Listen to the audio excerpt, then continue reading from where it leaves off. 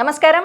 ప్రస్తుతం మనతో పాటు ప్రముఖ ఆధ్యాత్మికవేత్త, ప్రముఖ జ్యోతిష్య వాస్తు నిపుణులు ఉమామహేశ్వరరావు గారు ఉన్నారు. వారితో మాట్లాడేద్దాం. నమస్కారం గురుగారు. గురుగారు, 2025 సంవత్సరం మరి మార్చి నెలలో మేషరాశి వారికి ఎలా ఉండబోతుందో తెలియజేస్తారా? 2025 మార్చి నెల ఈ యొక్క మేషరాశి వారికి గత నెలలోనే 12వ తారీఖు నుంచే నష్టదాయకమైన పరిస్థితులకి వచ్చారు. అదే నష్టదాయకమైన పరిస్థితులు ఈ నెలలో కూడా సంపూర్ణంగానే ఉన్నాయి. అంటే మొట్టమొదటి వారం బాగుంటుంది, రెండవ వారం బాగోదు, మూడవ వారం బాగుంటుంది అనే టైప్లో లేదు. ఇక్కడ ప్రతిదీ నెగటివ్గానే ఉంది.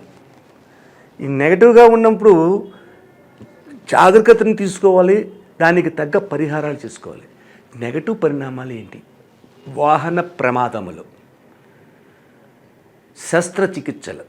శస్త్రచికిత్స అంటే ఆపరేషన్స్ లాంటివి, ఆడవారికి కానీ మగవారికి కానీ ఏదైనా సరే అటువంటివి. అలాగే ఎత్తు నుంచి పడిపోవడం. ఇంట్లోని ఎన్న బిల్డింగ్లు కట్టేవాళ్ళు ఉన్నారనుకోండి, మేషరాశి వారు, వాళ్ళు ఏదో కట్టారు, సైడ్ ఇంకా వాల్స్ కట్టకుండా ఉంటాయి, అలానే మెట్లు ఎక్కారంటే పైకి ఎక్కితే పడిపోవడానికి అవకాశం ఎక్కువగా ఉంది. పడిపోతే ఏమిటంటే అది ఏమైనా జరగచ్చు, నష్టదాయకమైన పరిస్థితిని. కాబట్టి ఇటువంటి ఎత్తుగా ఉన్న పరిణామాల్లోని వెళ్ళకూడదు. అలాగే వీళ్ళు నడుస్తున్న ఆగకుండా ఉన్న బస్సుని పరిగెట్టుకుంటూ ఎక్కేస్తారు. చాలామంది ఆగకుండా ఉన్న ట్రైన్ ఎక్కేస్తారు పరిగెట్టుకుంటూ వెళ్ళిపోయి. ఇటువంటి పనులు కూడా చేయకూడదు. అలాగే జన సమూహంలో, ఎక్కువ జన సమూహం ఉన్న దగ్గర కూడా ఈ మేషరాశి వారు ఉండకూడదు. ఎందుకంటే శని కుజులు కలయిక ఉన్నది. ఉన్న విధానంలోని కేతు దృష్టి కూడా ఉన్నది. కాబట్టి మేషరాశి వారికి దీని వలన ఏం జరుగుతుంది అంటే అధికమైన ప్రమాదాలు జరగడానికి అవకాశం ఉంటుంది. ఇది జరగకూడదు అంటే కుటుంబంలోని నువ్వు చేసే పని పోలేదురా అన్నా నీకు కోపం వస్తుంది. ఒక చిన్న కుర్రాడు ఉన్నాడు, ఏదో చదువుకుంటున్నాడు, ఇంటరో డిగ్రీ చేస్తున్నాడు. తల్లిదండ్రులు అన్నారు, రే నువ్వు చేసే పని బాగాలేదురా, నువ్వు కరెక్ట్ చేయట్లేదు అని అంటే, ఎంత బాగోలేదు నీకు తెలుసా అని అడుగుతారు. వితండవాదం చేస్తారు. ఆ వితండవాదం వల్ల లేనిపోని ఇబ్బందులకు గురవుతుంటారు. ఆ ఇబ్బందులు తెచ్చుకున్నంత వల్ల వెనక వాళ్ళు బాధపడతారు, వెనక వాళ్ళు బాధపడతారు. ఇప్పుడు ఒక హాస్పిటల్లో ఉంటాడు, ఈ యాక్సిడెంట్ అయింది అని ఐసీయూలో పెట్టేస్తారు, ఏసీ రూమ్లో పెట్టేస్తారు. అడు బాగానే ఉన్నాడు, అడు ఉంటాడో పోదడం తర్వాత సంగతి. ఇక్కడ ఈ వ్యక్తి యొక్క బంధువులు కావలసిన వాళ్ళు బయట కూర్చుని ఏడుస్తూ ఉంటారు. సమయానికి తిండి తినలేరు, నిద్ర పట్టదు, ఏం జరుగుతుందో తెలదో. ఈ వైద్యులా కరెక్ట్గా చెప్పేవాళ్ళు లేరు, వాదార్చేవాళ్ళు లేరు. ఇంకేముంది, డబ్బు గురించి ఆశపడుతున్నాము ఉన్న వాళ్ళే. ఇటువంటి పరిస్థితులు మేషరాశి వారికి కలుగుతున్నాయి. కాబట్టి ప్రతి విషయంలోని అలజడి పొందకుండా ఆలోచనతోటి వ్యవహారం చేస్తే శుభదాయకమైన ఫలితాలు పొందడానికి అవకాశం ఉంది. సరే, శుభదాయకమైన ఫలితాలు పొందాలి, ఏం చెయ్యాలి? ఉన్న విషయాలన్నీ మామూలుగా ఉన్నాయి, ఇక్కడ ఏం చెయ్యాలి అనే పరిస్థితి వచ్చింది. ఇక్కడ ఈ మేషరాశి వారికి శుభదాయకమైన ఫలితాలు పొందడానికి ముందుగా చేయవలసింది ఏంటంటే అన్నదానాన్ని చెయ్యాలి. అన్నదానంలోని ఏం చెయ్యాలి? అన్నదానం అంటే మేషరాశి వారికి పులిహోరను చెయ్యండి, దద్దోజనం చెయ్యండి. పులిహోరలోని ఎక్కువ కరివేపాకు వేయండి. దద్దోజనంలో దానిమ్మ గింజలు, నల్ల ద్రాక్ష పళ్ళు వేయాలి.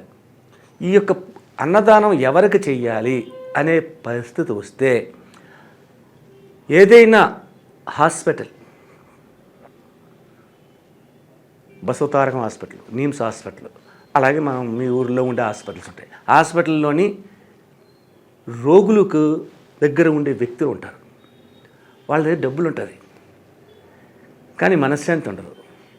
అన్నం తినలేరు, బయటికి వెళ్ళి బద్దకించి ఊరుకుంటారు. నిజమైన అన్నార్తులు అంటే వాళ్ళే. అక్కడికి వెళ్ళి పెట్టండి, ఆహ్లాదకరంగా తింటారు. వాళ్ళు ఎంతో ఇష్టంగా తింటారు. ఎప్పుడైతే తిన్నారో ఈ యొక్క దుష్పరిణామాలు తరడానికి ఉపయోగపడతాయి. ఇంకా మీకు అవకాశం ఉంటే ఈ అన్నదానంలోనే జాంగీర్ను కొని ఒక స్వీట్ కింద అది కూడా పెట్టండి. ఈ మాత్రం పులిహార పెట్టండి, ఈ మాత్రం దద్దోజనం పెట్టండి, అందులో ఒక ఇది పెట్టండి, చాలు. ఇంతంత పెట్టగలదు. ఈ రోజుల్లో తినేవాళ్ళు లేరు, తక్కువే తింటున్నారు. కాబట్టి అంత పెట్టండి. ఒక 10 మంది పెట్టండి, ఓ 20 మంది పెట్టండి. హాస్పిటల్కి వెళ్ళారనుకోండి, మీరు అన్నదానం చేశారనుకో, ముఖాన్ని చూడకూడదు, ఎదుటి వ్యక్తి ముఖాన్ని చూడొద్దు. ఆకు మీ మిస్సెస్ వస్తుంది, ఆకు అందులో ఆడు చెప్తాడు పల్లెలోని మీరు పులిహోర వేయండి, పక్కన ఇంకొకరు ఎవరో ఉంటారు, మీ అబ్బాయి మీ అమ్మాయో, ఆవిడ చేత కొంచెం ఇచ్చండి, ఈ దద్దోజనం ఇచ్చండి, స్వీట్ కూడా ఇచ్చేయండి, ఓ వాటర్ ప్యాకెట్ ఇచ్చండి, ముఖం చూడకండి. మీరు 50 కేజీలు రైస్ వండి పట్టుకెళ్ళినా అక్కడికి వెళ్ళేసరికి లాస్ట్కి వచ్చేసరికి ఒకడికి మిగలదు, ఉండదు. ఆడు పళ్ళెం పట్టుకొస్తాడు, అయిపోయిందంటాడు అని సిరస్తాడు. ఆ చేత్కరణ మనం చూడకూడదు. అంటే ఏ వక్త ముఖము కూడా మనం చూడకూడదు. మీ దృష్టి ఎక్కడ ఉండాలి? అన్నం దిగసా మీద వడ్డించి ఇస్తర మీదే ఉండాలి. అలాగా మీరు అన్నదానాన్ని ఒక 4-5 సార్లు ఈ నెలలో చేస్తే ఎంతటి ప్రమాదకరమైన పరిస్థితుల్లో ఉన్నా అన్నం దానం అంటే మామూలుది కాదు. అన్ని దానాల్లోకి అన్నదానం చాలా మంచిదని చెప్పేసి ఉంటాయి. ఆకలిగా ఉన్నవారికి అన్నదానాన్ని చేస్తే మీకు వస్తున్న కుటుంబ వ్యవహారిక ఆర్థిక ఇంకా రకరకాలైనటువంటి సమస్యలు ఏ వస్తున్నా, ఎంతటి గొప్ప శత్రువు వచ్చినా, ఏం చేసినా కూడా ఈ యొక్క అన్నదానం వల్ల పరిసమాప్తం అవుతుంది. అది రాకుండా కాపుదల కాసుకుంటారు. మేషరాశి వారికి ప్రథమం నుంచి కూడా 10 నెలల కాలం శుభదాయకంగా ఉంది. ఈ 2 నెలల కాలం అశుభదాయకంగా ఉంది. ఆ తర్వాత మళ్ళా నూతన సంవత్సరం 2026 చూసుకున్నాం. ఇప్పుడు ఎందుకు 26లో మేషరాశి వారికి ఎలాగుందన్నది మనం తెలుసుకుందాం. అలాగే ఈ అన్నదానంతో పాటు ఇంకొక విధానం ఏం చేయాలి, పూజా విధానం ఏం చేయాలి, మన ఇంటిలోనే చేయాలి. భూమాత పుత్రుడికి ఇష్టమైనది ఆహారం ఏంటంటే పనసకాయ కూర. పనసకాయ అని చెప్పేసి పూర్వకాలం చేసేవారు, ఇప్పుడు చేస్తున్నారేమో ఉంటుంది, పనసపొట్టు అంటారు. పనసపొట్టు కూర అది చేసి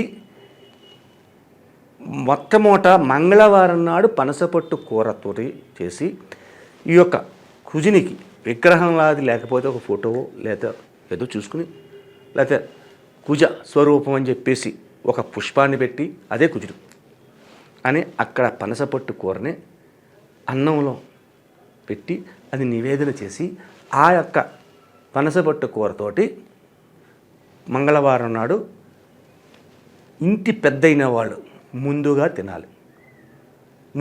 తర్వాత ఉన్నవాళ్ళు తినచ్చు. ఆ రకమైన నివేదన చేసుకుంటూ ఉంటే, అంటే మంగళవారం 4 వారాలు వస్తాయి అనుకంటే ఎక్కువ.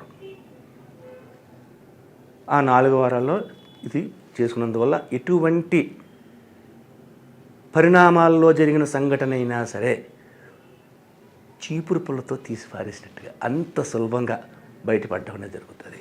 వాహన ప్రమాదాల సంభవం జరగదు.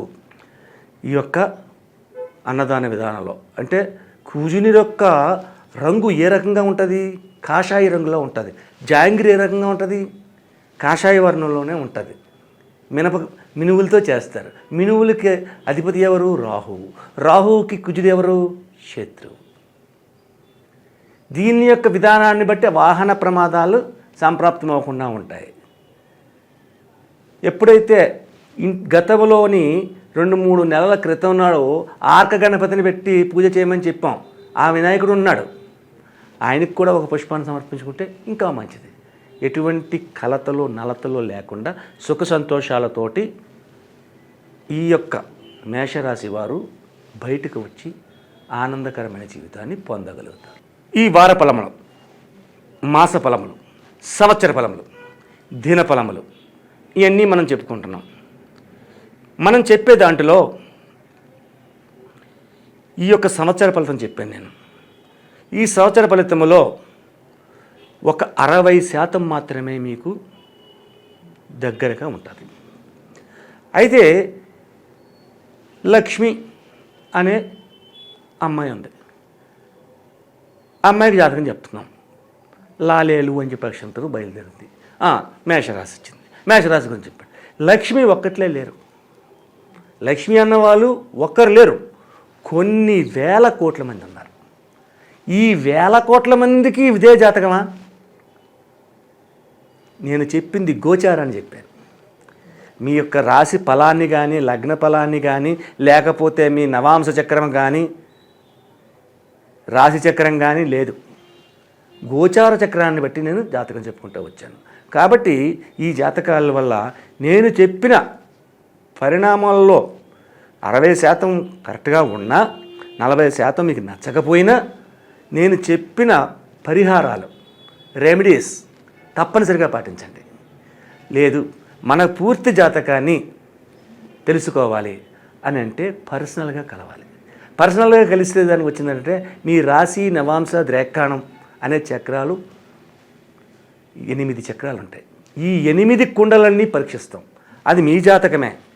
మీ నాడి బొటనవేలి ముద్రను తీసుకుంటాం, మీ హస్త రేఖలను చూస్తాం, మీ ముఖ కవళికలు చూస్తాం, ఫేస్ రీడింగ్, మీ న్యూమరాలజీని తీస్తాం. ఇన్ని విధాలుగా తీసి చెప్పే జాతకం మీకు కరెక్ట్గా వస్తుంది. అంతేకాని ఈ రాశి చక్రంలో చెప్పాడు, ఇలా చెప్పాడు అని అన్నది ఇది మాత్రం 60% మాత్రమే వస్తుంది. అది 100% వస్తుంది. కాబట్టి ప్రతి ప్రేక్షకులందరూ కూడా దీనిని గమనించి పర్సనల్గా కలవడం కానీ, లేకపోతే ఫోన్లో తెలుసుకోవడం కానీ చేయడం వలసిందిగా కోరుతున్నాం. ఆయుష్మాన్ భవ. అలాగే గురువుగారు, మీరు గనక గురువుగారిని పర్సనల్గా కలవాలి అనేసి అనుకుంటే కింద స్క్రోల్ అవుతున్న నెంబర్కి కాల్ చేసి గురువుగారి అపాయింట్మెంట్ తీసుకోవచ్చు. సో ఇంకా లేట్ ఎందుకు, ఆలస్యం చేయకుండా గురువుగారికి కాల్ చేసేయండి. Thank you so much.